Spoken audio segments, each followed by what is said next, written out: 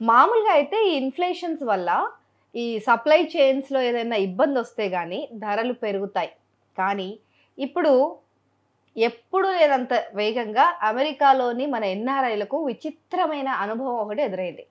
అక్కడ కొన్ని Indian grocery స్టోర్స్‌లో రాత్రికి రాత్రే ధరలు పెరిగిపోయాయి. అది కూడా కొత్త టారిఫ్‌లు అంటే కొత్త పన్నులు ఇంకా అమల్లోకి రాకముందే.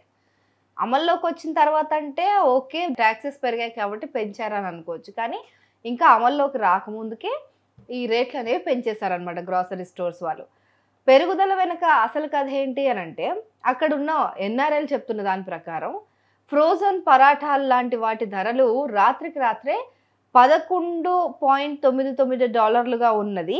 రాత్రికి రాత్రే $12 నుంచి $14కు పెరిగిపోయిందంట. మామూలుగా ఏదైనా వస్తువు ధర పెరిగితే రూపాయిలో ఒక 10 పైసలో, 20 పైసలో పెరుగుతూ ఉంటుంది మామూలుగా. కానీ మహా అయితే రూ. 1 పెరుగుతుందనుకోండి. కానీ అమెరికాలో ఇప్పుడు జరుగుతున్న ధరల పెంపు మాత్రం అసలు కనీవినీ ఎరగని రీతిలో ఉందన్నమాట.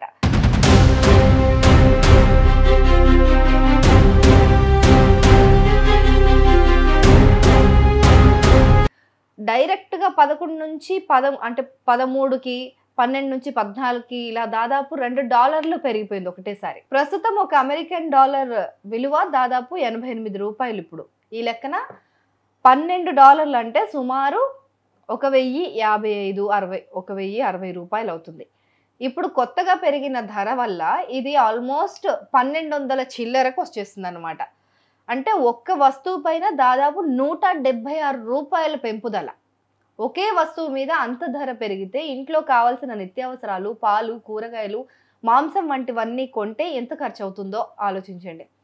మామూలుగానే అమెరికాలో ఈ లివింగ్ కాస్ట్ అనేది మామూలుగానే ఎక్కువుంటది. ఇప్పుడు ఈ ధరల పెరుగుదల వల్ల అక్కడ ఉంటున్న మన వాళ్ళ జేబుకు భారీగా చిల్లు పడుతోంది. అయితే ఇక్కడ మనం ఆశ్చర్యపోవాల్సిందేంటంటే, వాళ్ళు ఈ స్టోర్స్ ఉన్నాయి కదా! ఈ గ్రోసరీ స్టోర్స్‌లో ఏదైతే రేట్లు పెంచారో, అందులో ఉన్న స్టాక్ అంతా పాతదే. అంటే వాళ్ళు తక్కువ ధరకే కొనుక్కొచ్చారు. దాన్ని కొత్త టారిఫ్‌లు రాకముందే వాళ్ళకి అంటే కొత్త టారిఫ్‌లు రాకముందు వాళ్ళు కొనుక్కున్నదే గదా! దానిపైన కూడా వాళ్ళు రేట్లు పెంచేశారు. పాత స్టాక్ పైన ధరలు పెంచడం చూసి చాలా మంది కస్టమర్లు కోపంతో ఊగిపోతున్నారు. దీన్ని చాలా మంది దుకాణదారుల ఆశగా, అత్యాశగా, అవకాశవాద ధోరణిగా చూస్తున్నారు. ఇక ఖర్చులు పెరిగినప్పుడు ధరలు పెంచడం మామూలేనా అంటే ఈ ఆరోపణలపైన కూడా కొందరు దుకాణదారులు మాత్రం తమను తాము సమర్థించుకుంటున్నారు. ఫ్యూయల్, బంగారం లాంటి వాటి ధరలు ఎలాగైతే భవిష్యత్తులో పెరిగే ఖర్చులను దృష్టిలో పెట్టుకొని ముందుగానే పెంచుతారో, తాము కూడా అదే విధంగా చేసేస్తున్నామని చెప్పి వాళ్ళు వాదిస్తున్నారు. కానీ ఈ కొత్తగా స్టాక్ తెచ్చుకోవాలంటే టారిఫ్ల వల్ల ఖర్చు పెరుగుతుంది. కాబట్టి ముందుగానే మేము ఆ భారాన్ని సర్దుబాటు చేసుకోవాలి కదా అని వాళ్ళు చెప్తున్నారు. అలాగే పాత స్టాక్‌ను తక్కువ ధరలో అమ్మితే మళ్ళీ సరుకు తెచ్చుకునేటప్పుడు నష్టపోతామని కూడా అంటున్నారు. మరి కస్టమర్ల మనసుల్లో ఉన్నదేంటి?